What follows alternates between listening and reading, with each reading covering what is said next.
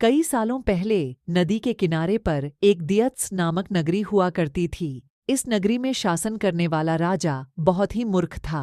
वहीं राजा का मंत्री बहुत चतुर था।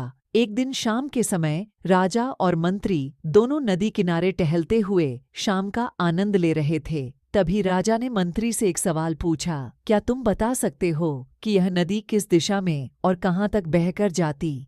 मंत्री ने राजा को तुरंत जवाब देते हुए कहा कि यह नदी पूर्व की दिशा में बहती है और यह पूरब देश तक जाती है। इस पर राजा ने कहा कि वह नहीं चाहता कि हमारे देश का पानी पूरब के देशवासी इस्तेमाल करें। राजा ने मंत्री को नदी का पानी रोकने के लिए दीवार खड़ी करने का आदेश दिया।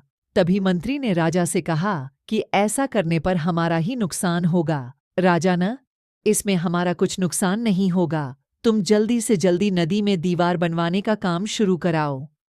मंत्री राजा की आज्ञा का पालन करते हुए कारीगरों को बुलाता है और नदी के पास दीवार बनवाने का काम शुरू करवा देता है। नदी में दीवार बनाने का काम तेजी से चलने लगा और कुछ दिनों में दीवार बनकर तैयार हो गई। यह देखकर राजा बहुत प्रसन्न होते हैं, परंतु उनकी मूर्खता के कारण कुछ दिन बाद जब बारिश का मौसम दस्तक देता है तो नदी का पानी पूरे गांव में भरने लगता है।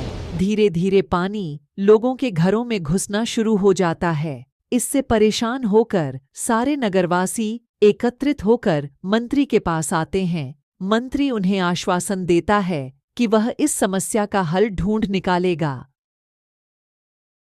लोगों की परेशानी सुनकर मंत्री समाधान निकालने के लिए एक योजना बनाता है। उन्होंने राजमहल में समय को बताने के लिए घंटा बजाने वाले शख्स को इसमें शामिल किया। वह समय के अनुसार घंटा बजाता था, जिससे लोगों को समय पता चलता था। मंत्री ने उसे कहा कि आज तुम प्रति घंटे की बजाय हर आधे घंटे में घंटा बजाना। उस आदमी ने मंत्री ने जैसा कहा वैसा ही की।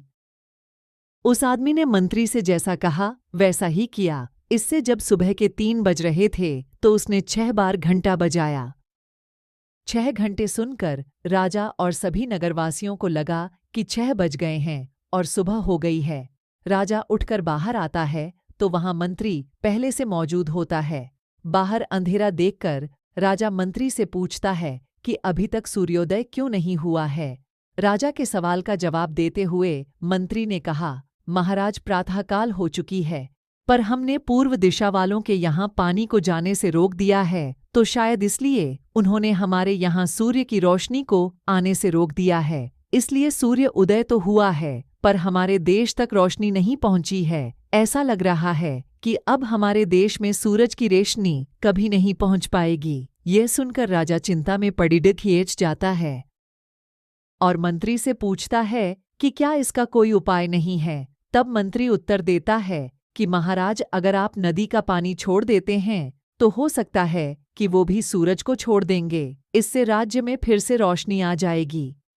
राजा मंत्री को तुरंत नदी की दीवार तुड़वाने का आदेश देता है। मंत्री कारीगरों को नदी पर ले जाकर उन्हें दीवार तोड़ने के लिए कहता है। कुछ घंटों में कारीगरों ने दीवार गिरा दी और तब तक सूरज के निकलने का समय भी हो गया था। सूर्य उदय हो गया। सूर्य की लालिमा देखकर राजा बहुत खुश हुआ और मंत्री को इनाम देने की घोषणा की। राजा ने मंत्री की तारीफ करते हुए कहा कि तुम्हारे कारण हमारे राज्य में फिर से सूर्य उदय हो पाया है और तुमने हमारे राज्य को अंधकार से बचाया है। इसके बाद मंत्री कहता है कि महाराज, यह तो राज्य के लिए प्रति मेरा फर्ज था। कहानी से सीख, कभी भी दूसरों का बुरा नहीं करना चाहिए और न ही उनकी तरक्की देखकर उनसे जलन की भावना रखनी चाहिए।